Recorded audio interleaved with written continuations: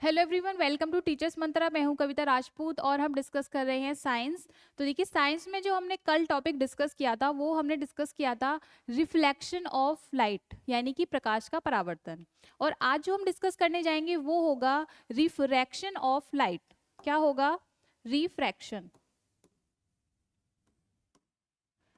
Refraction of light, of light. Refraction क्या होता है? रिफ्रैक्शन होता है अपवर्तन, है ना। रिफ्लेक्शन हमने पढ़ा था परावर्तन, और रिफ्रैक्शन हम पढ़ेंगे अपवर्तन। अब देखिए, आपने प्रीवियस ईयर क्वेश्चंस में हमेशा इस तरीके के क्वेश्चंस देखे होंगे। तो डायरेक्टली वो लाइट के फिनोमेना से क्वेश्चंस पुटअप करते हैं। जैसे कि फॉर एग्जांपल मैं एक क्वेश्चन लेती हूँ आपके सामने। पूछा जाता है पेपर में कि ट्विंकलिंग ऑफ स्टार्स, यानी कि तारों का टिमटिमाना, है ना, प्रकाश के किस फिनोमेना का एग्जाम्पल है, प्रकाश की किस घटना का उदाहरण है। ऑप्शन दे रखे होंगे आपको, रिफ्लेक्शन, रिफ्रैक्शन, डिस्पर्शन या स्कैटरिंग, है ना। यानी कि परावर्तन है, अपवर्तन है, प्रकीर्णन है या वर्ण विक्षेपण है। और आपसे पूछा जाता है फॉर एग्जाम्पल जैसे कि bending of pencil in water, है ना, पेंसिल का पानी में झुककर दिखना, झुका हुआ दिखना, वो किस फिनोमेना का उदाहरण है। और आपसे पूछा जाता है फॉर एग्जांपल्स जैसे कि आपने कभी देखा होगा स्विमिंग पूल, है ना। स्विमिंग पूल को जब देखने पर कैसा लगता है? वो क्या लगता है? अपनी जो एक्चुअल हाइट होती है, एक्चुअल हाइट से कैसा दिखता है? एपियर्स रेज्ड, है ना। अपनी एक्चुअल हाइट से थोड़ा उभरा हुआ दिखता है। जैसे कि हम पानी के ग्लास में एक कॉइन को डालते हैं तो कॉइन कैसा दिखता है? उभरा हुआ दिखता है। तो ये सारे फिनोमेना किसके हैं? ये हैं रिफ्रैक्शन ऑफ लाइट के, यानी कि प्रकाश के अपवर्तन के सारे उदाहरण हैं। तो एक एग्जाम्पल अभी हम आप लोगों को लाइव करके दिखाते हैं। देखिए देखिए, मेरे पास एक ट्रांसपेरेंट ग्लास है ना, कांच का ग्लास है, और एक पेंसिल है। इस एक्सपेरिमेंट को आप अपने घर पे खुद से भी करके देख सकते हैं। तो देखिए, ग्लास में खाली ग्लास है। अगर मैं इस पेंसिल को इसमें डालती हूँ, है ना, तो क्या आपको इस पेंसिल में कोई चेंज दिख रहा है? कोई चेंज नहीं दिख रहा होगा। आई थिंक आपको ऐसे दिख रहा होगा, कोई चेंज नहीं दिख रहा होगा। आप देख सकते हैं, है ना।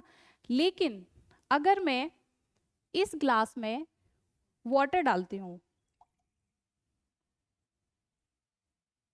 ठीक है, और इस ग्लास में वाटर डालने के बाद जब मैं इस पेंसिल को इसमें डालती हूँ, तो देखिए कुछ चेंज दिख रहा है आप लोगों को? मुझे तो बहुत क्लियरली दिख रहा है। आई थिंक आपको कैमरे में दिख रहा है कि नहीं, बट आप कोशिश कीजिए देखने की। अदरवाइज आप क्या कर सकते हैं, खुद के घर पे एक ग्लास लीजिए, उसमें इस तरीके से पेंसिल को डाल के देखिए। देखो, आपको बहुत ही क्लियर इसमें चेंज दिख रहा होगा। देखिए, पेंसिल यहाँ से बिल्कुल नॉर्मल दिख रही है, लेकिन इस पॉइंट के बाद जैसे ही उसने अपना मीडियम चेंज किया, है ना, पेंसिल पहले कैसी थी? सपोज देखिए, अभी एयर में है पेंसिल, है ना, वन अपने अलग मीडियम में है। जब मैं इसको एयर से वाटर में ट्रांसफर कर रही हूँ, यानी कि इसका मीडियम चेंज कर रही हूँ, तो इसमें क्या चेंजेस आ रहा है कि ये यहाँ से बेंड होती हुई दिख रही है। देखने में ऐसा लग रहा है कि ये मुड़ी हुई है या फिर यहाँ से टूटी हुई है। तो ये क्या है? बेंडिंग ऑफ पेंसिल, है ना। पेंसिल क्या हो गई है? मुड़ गई है। तो इसी एग्जाम्पल को हम समझते हैं। देखिए, बेसिकली क्या होता है, सपोज दैट ये एक माध्यम है, ठीक है, एक माध्यम है, एयर, है ना। कोई चीज एयर से दूसरे माध्यम में, सपोज दैट हम यहाँ पर वाटर की बात करते हैं, यानी कि पानी की बात करते हैं, ठीक है। एयर क्या है? ये एक विरल माध्यम है, विरल, जिसे इंग्लिश में कहते हैं रेयरर, ठीक है। और वाटर क्या है? ये एक सघन माध्यम है, जिसे हम कहते हैं डेंसर। अब जिन बच्चों को ये नहीं पता कि विरल क्या होता है और सघन क्या होता है, तो मैं उसके बारे में बता देती हूँ। विरल विरल माध्यम वो होता है जहां पर लाइट ट्रेवल करती है कैसे? लाइट ट्रेवल फास्टर, यानी कि बहुत तेज गति से गति करती है, ठीक है। और सघन क्या होता है? वो मीडियम जहां पर लाइट ट्रेवल करती है, कैसे? स्लोअर, यानी कि धीमी गति से, ठीक है। तो विरल और सघन का हमने कॉन्सेप्ट समझ लिया। अब हम समझते हैं रिफ्रैक्शन ऑफ लाइट कैसे होता है, ठीक है। सपोज दैट एक लाइट रे है ना, यहाँ से एयर से ट्रांसफर होती है वाटर में, यानी सघन माध्यम में। तो क्या होता है? देखिए ये अभिलंब, हमने इसके बारे में बात की थी रिफ्रैक्शन ऑफ लाइट जब पढ़ाया था, रिफ्लेक्शन ऑफ लाइट पढ़ाया था। इसे हम कहते हैं नॉर्मल, मीन्स अभिलंब।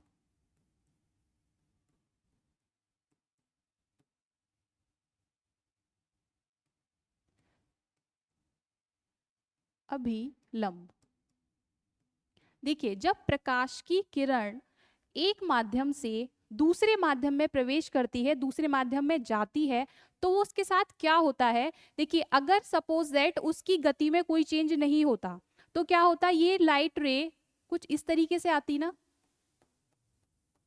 अगर सघन माध्यम और विरल माध्यम में प्रकाश की किरण की गति में कोई परिवर्तन नहीं होता, तो वो इस तरीके से आती, पर वो इस तरीके से नहीं आती। वो क्या करती है? यहां से आने के बाद कुछ इस तरीके से बेंड हो जाती है, मुड़ जाती है ना।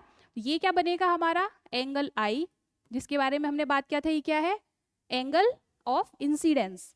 और ये है हमारा एंगल आर, जिसे हमने क्या बताया था जब हमने रिफ्लेक्शन पढ़ा था?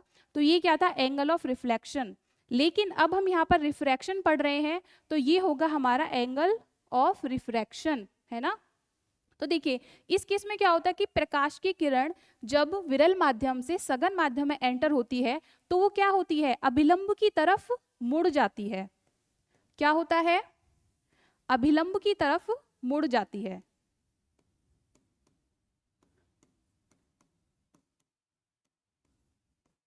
अभिलंब की तरफ मुड़ जाती है,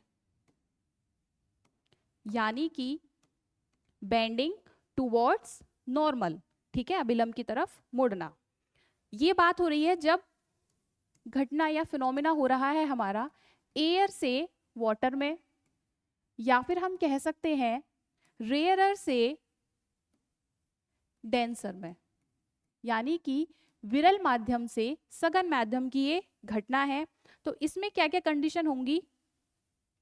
जब ये वो कंडीशन आती है, तो देखिए जो हमारे पॉइंट्स बनते हैं वो ये बनता है सबसे पहले कि स्पीड ऑफ लाइट, यानी जो प्रकाश की गति है उस पर क्या प्रभाव पड़ता है, यानी कि स्पीड ऑफ लाइट।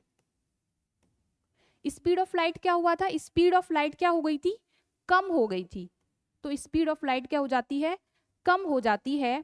और जो एंगल आई होता है, देखिए यहां से ये एंगल आया था ना, एंगल ऑफ इंसिडेंस, यहां पर आने के बाद ये नॉर्मल की तरफ क्या हो गया था? मुड़ गया था, है ना, नॉर्मल की तरफ मुड़ गया था। तो एंगल आई जो होता है वो बड़ा होता है एंगल आर से, ठीक है। ये हमने एग्जाम्पल समझा पेंसिल का, ठीक है। अब देखिए इसमें जो हम, अगर मैं डेफिनेशन की बात करूं, अब मैंने इसको एग्जाम्पल के बाद डेफिनेशन क्यों आपके साथ डिस्कस की है, तो उसके बारे में देख लेते हैं। देखिए डेफिनेशन अगर मैं आपसे बात करूं किसकी? रिफ्रैक्शन की,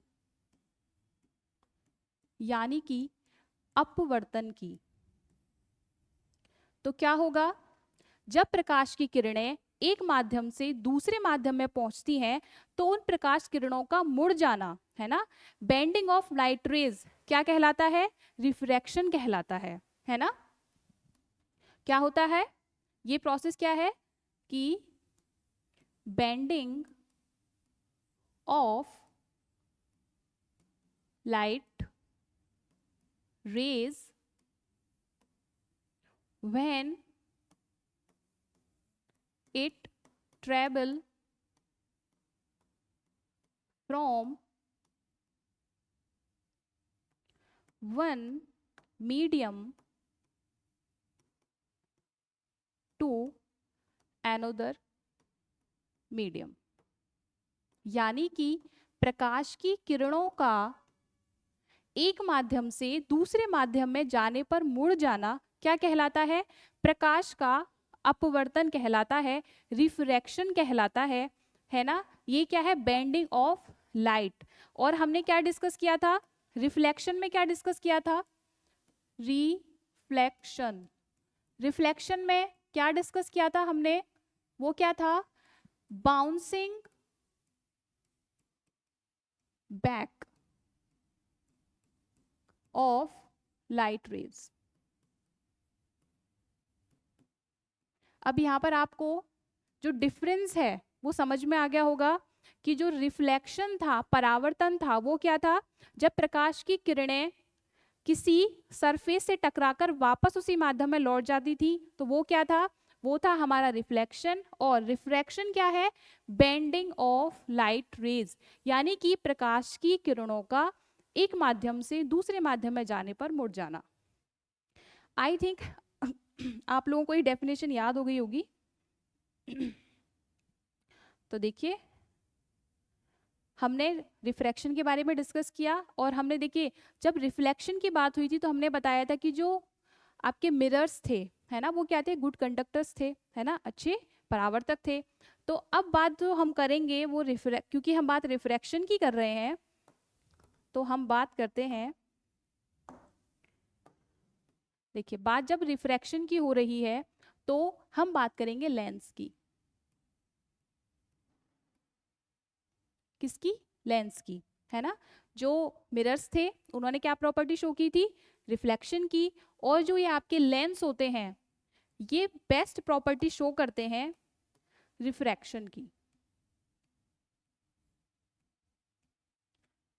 रिफ्रैक्शन, ठीक है। तो लेंस के बारे में डिस्कस कर लेते हैं। लेंस कितने प्रकार के होते हैं? लेंस होते हैं दो प्रकार के, है ना, टू टाइप्स। फर्स्ट वन है कॉनकेव लेंस, है ना, जिसे हम कहते हैं अवतल। और सेकंड वन है कॉन्वेक्स।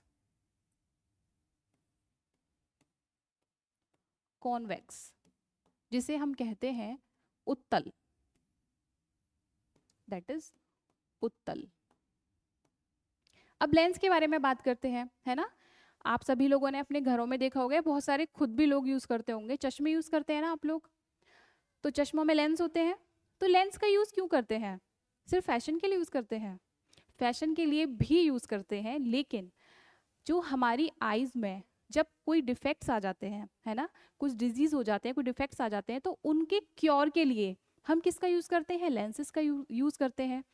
अब वो डिफेक्ट्स कौन कौन से हो सकते हैं? फॉर एग्जाम्पल आपने कई बार नाम भी सुना होगा, जैसे बोलते हैं ना निकट दृष्टि दोष, दूर दृष्टि दोष, है ना, मायोपिया, हाइपरमेट्रोपिया, और आपके बहुत सारे रोग होते हैं। तो उनके बारे में जैसे एक होता है रेस बायोपिया, है ना, कई सारे इसके जो होते हैं डिफेक्ट्स होते हैं आइज के। तो उन आइज में जो डिफेक्ट्स होता है उनके क्योर के लिए हम क्या यूज करते हैं? इन लेंसेज का यूज करते हैं। अब किस डिफेक्ट के लिए कौन सा लेंस यूज करना चाहिए उसके बारे में हम अभी डिस्कस करेंगे। फॉर एग्जाम्पल जैसे कि क्वेश्चंस कैसे बनते हैं। सपोज दैट क्वेश्चन बनता है कि दूर दृष्टि दोष से ग्रसित व्यक्ति के लिए चश्मे में आप किस प्रकार के लेंस का प्रयोग करेंगे? ऑप्शन ए उत्तल लेंस, ऑप्शन बी अवतल लेंस, ऑप्शन सी दोनों, या फिर ऑप्शन डी इनमें से कोई नहीं, है ना। निकट दृष्टि दोष, दूर दृष्टि दोष, या जिसके बारे में हम बात करेंगे रेस बायोपिया, जिसे जरा दृष्टि दोष भी बोला जाता है। तो उनसे रिलेटेड क्वेश्चंस आपके पेपर में बनते रहते हैं। तो उनके बारे में अब हम लेंसेज के बारे में थोड़ा डिटेल में डिस्कस कर लेते हैं। तो देखिए हम बात करेंगे कॉनकेव लेंस के बारे में और इधर बात करेंगे हम कॉन्वेक्स लेंस के बारे में। कॉन्वेक्स लेंस यानी कि कॉनकेव यानी अवतल और कॉन्वेक्स मींस उत्तल। देखिए सबसे पहले इनके स्ट्रक्चर के बारे में बात कर लेते हैं। जो कॉनकेव लेंस का स्ट्रक्चर होता है कुछ इस तरीके से होता है, ठीक है। और जो कॉन्वेक्स लेंस का होता है वो इस तरीके से होता है, ठीक है। अब अगर किसी बच्चे ने जो लास्ट वाली क्लास देखी होगी तो उसमें हमने मिरर के बारे में बात की थी, कॉनकेव मिरर, कॉन्वेक्स मिरर के बारे में बात की थी। वहां पर हमने उनकी प्रॉपर्टी के बारे में डिस्कशन किया था, कन्वर्जेंट और डाइवर्जिंग प्रॉपर्टी के बारे में।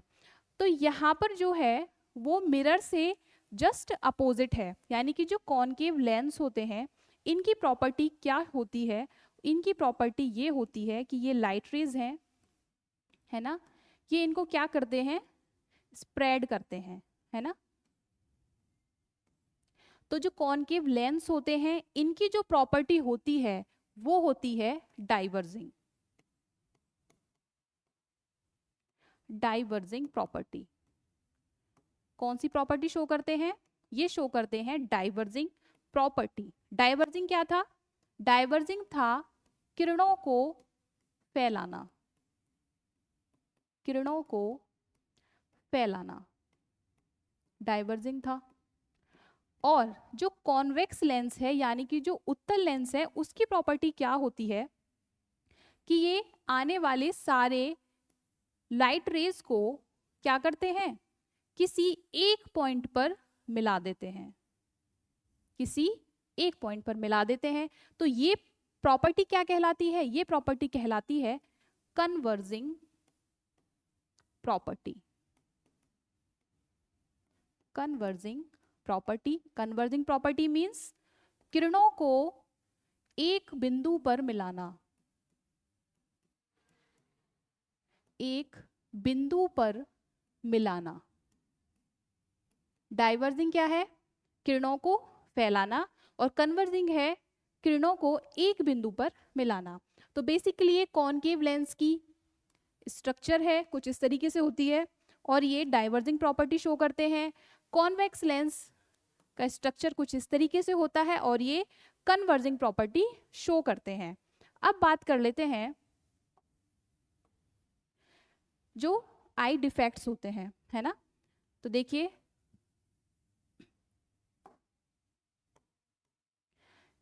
सबसे पहले हम डिस्कस करते हैं मायोपिया के बारे में, व्हाट इज मायोपिया, और सेकंड वन इज हाइपर मेट्रोपिया, ठीक है। इनमें अधिकतर बच्चों को बहुत कंफ्यूजन होता है क्योंकि इनके नाम ही कुछ ऐसे हैं। अगर मैं मायोपिया की बात करूं तो ये होता है निकट दृष्टि दोष, ठीक है।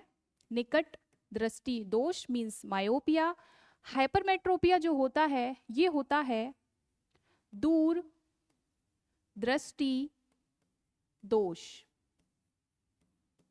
है ना। जब इनको जब पहली नजर में जब हम पढ़ते हैं तो हम समझते हैं दूर दृष्टि दोष यानी कि दूर की दृष्टि में कोई दोष है, तो हम इसको समझ लेते हैं कि इसमें दूर की चीजें दिखाई नहीं देती, पास की चीजें दिखाई देती हैं।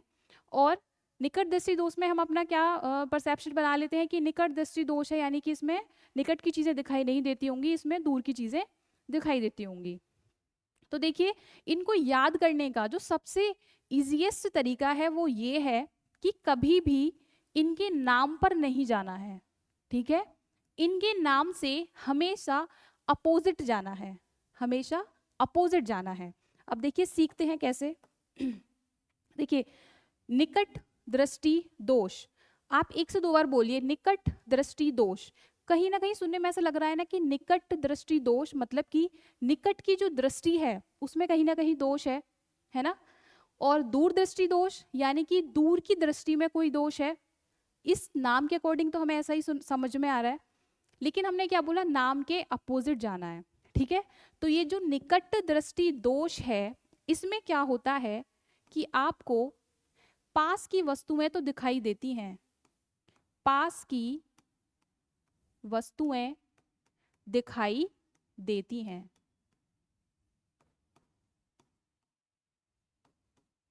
पास की वस्तुएं तो दिखाई देती हैं, लेकिन जो दूर की वस्तुएं होती हैं वो कैसी दिखती हैं, धुंधली दिखाई देती हैं, ठीक है। तो अब आई थिंक आपको निकट दृष्टि दोष को लेकर कोई कंफ्यूजन नहीं होगा। नाम है निकट दृष्टि दोष। सुनने में लग रहा है कि निकट की दृष्टि में कोई दोष है, लेकिन हमें नाम के अपोजिट जाना है। तो यानी कि निकट दृष्टि दोष में क्या होगा, पास की वस्तुएं आपको क्लियर दिखाई देंगी, लेकिन दूर की वस्तुएं आपको धुंधली दिखाई देंगी। नेक्स्ट चलते हैं, हाइपरमेट्रोपिया की बात हो रही है। इसका नाम है दूर दृष्टि दोष। सुनने में लग रहा है दूर दृष्टि दोष, यानी कि दूर की दृष्टि में कोई दोष है, लेकिन नाम के हम विपरीत जाएंगे।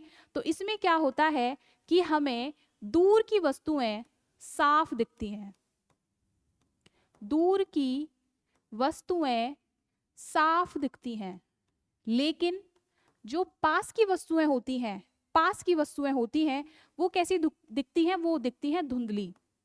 यानी पास की जो वस्तुएं होंगी वो कैसी दिखाई देंगी, वो दिखाई देंगी धुंधली। ठीक है, तो मायोपिया और हाइपरमेट्रोपिया का कॉन्सेप्ट क्लियर हुआ।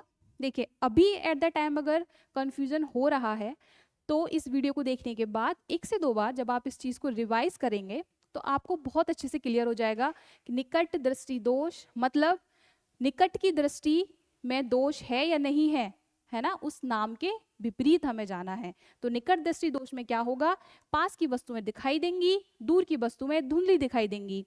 और जो दूर दृष्टि दोष होगा उसमें दूर की वस्तुएं साफ दिखाई देंगी और पास की वस्तुएं आपको धुंधली दिखाई देंगी। इसमें थोड़ा और आगे चलते हैं। तो देखिए बात हो रही है मायोपिया की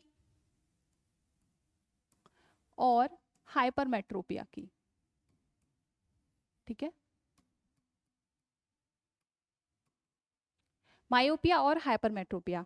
अब देखिए ये प्रॉब्लम्स आती कैसे है ना, निकट दृष्टि दोष कैसे बनता है और दूर दृष्टि दोष कैसे बनता है। देखिए हम किसी भी चीज को जब देखते हैं है ना, तो उसका किसी भी ऑब्जेक्ट का जो इमेज होता है, यानी किसी भी वस्तु का जो प्रतिबिंब होता है वो कहाँ बनता है, हमारे रेटिना पर बनता है ना। तो अब देखिए कोई ना कोई डिजीज हुई है, आप अगर मायोपिया है या फिर हाइपरमेट्रोपिया हुआ है तो कोई ना कोई डिजीज तो जरूर हुई होगी है ना। तभी तो क्या हो रहा है, हमको निकट की चीजें साफ नहीं दिख रही या दूर की वस्तुएं साफ नहीं दिख रही हैं। तो रेटिना के साथ है ना जो ऑब्जेक्ट की इमेज बन रही है उसमें कुछ ना कुछ तो डिसबैलेंस हुआ होगा, तभी तो हमको ये डिफेक्ट्स हो रहे हैं। तो देखिए अगर बात होती है मायोपिया की यानी कि निकट दृष्टि दोष की, तो इसमें क्या बनता है, जो इमेज बनता है किसका, वस्तु का, वो कब बनता है, वो बनता है रेटिना से पहले, रेटिना से पहले बनता है। वस्तु कब साफ दिखाई देगी, जब उस वस्तु की जो इमेज है, जो प्रतिबिंब है हमारे रेटिना पर बनेगी है ना, रेटिना से पहले बन रही है ना, तो क्या होगा, हमको मायोपिया का डिफेक्ट होगा। अगर जो इमेज है वो कहाँ बन रही है, रेटिना के बाद बनती है, रेटिना के बाद अगर बनती है तो कौन सा डिफेक्ट होगा, वो कहलाएगा हमारा हाइपरमेट्रोपिया आई डिफेक्ट। ठीक है, यानी कि वो रेटिना पर नहीं बनती है इसीलिए कोई ना कोई डिफेक्ट आया है ना। तो जो मायोपिया है उसमें रेटिना से पहले बनता है और हाइपरमेट्रोपिया में आपके रेटिना के बाद बनता है। अब हमें रीजन पता चल गया मायोपिया और हाइपरमेट्रोपिया क्यों हुआ है ना, किस वजह से हो रहा है। अब बात करते हैं इसके क्योर की। ठीक है, कि इनका निवारण क्या है। अब प्रॉब्लम हुई है तो निवारण कौन करेगा, डॉक्टर करेंगे ना। कैसे करेंगे, वो आपके चश्मों में लेंसेस का यूज करेंगे है ना, उन लेंसेस से क्या होगा, आपके जो डिफेक्ट हैं वो ठीक होना शुरू होंगे। तो जब मायोपिया होगी यानी कि निकट दृष्टि दोष होगा तो कौन से लेंस का यूज होता है, तो निकट दृष्टि दोष में जो लेंस यूज होता है वो होता है कॉनकेव लेंस, यानी कि अवतल लेंस। कौन सा, कॉनकेव लेंस। और अगर बात हो दूर दृष्टि दोष की, दूर दृष्टि दोष की यानी कि हाइपरमेट्रोपिया की, तो चश्मे में कौन सा लेंस यूज किया जाएगा? तो वो होगा कॉन्वेक्स लेंस, कॉन्वेक्स लेंस यानी कि उत्तल लेंस। ठीक है, तो आज जो हमने आई डिफेक्ट्स डिस्कस किए हैं वो दो किए हैं। एक है आपका मायोपिया, अच्छा इसे एक और नाम से बोला जाता है, वो नाम है नियर साइटेडनेस।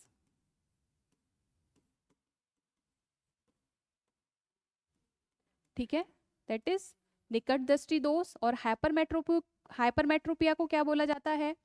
इसको बोला जाता है फार साइटेडनेस। ठीक है, तो आई होप आप लोगों को आज जो हमने रिफ्रैक्शन ऑफ लाइट डिस्कस किया, उसके साथ हमने लेंस के बारे में थोड़ा डिस्कशन किया। उन लेंसेज का यूज़ हम किस में करते हैं? स्पेशली बेसिकली तो चश्मों में यूज़ करते हैं। तो उन चश्मों में क्यों यूज़ करते हैं, हमारी आइज़ के साथ क्या क्या डिफेक्ट्स आ जाते हैं, उनके बारे में हमने अभी दो डिफेक्ट्स के बारे में डिस्कस किया है, मायोपिया और हाइपरमेट्रोपिया यानी निकट दृष्टि दोष और दूर दृष्टि दोष। इसके बाकी के जो डिफेक्ट्स रह गए हैं वो हम अगली क्लास में डिस्कस करेंगे। तो हमसे जुड़े रहिए, वीडियोस को, हमारी क्लासेस को लाइक कीजिए, कमेंट्स कीजिए और सब्सक्राइब कीजिए। Thank you.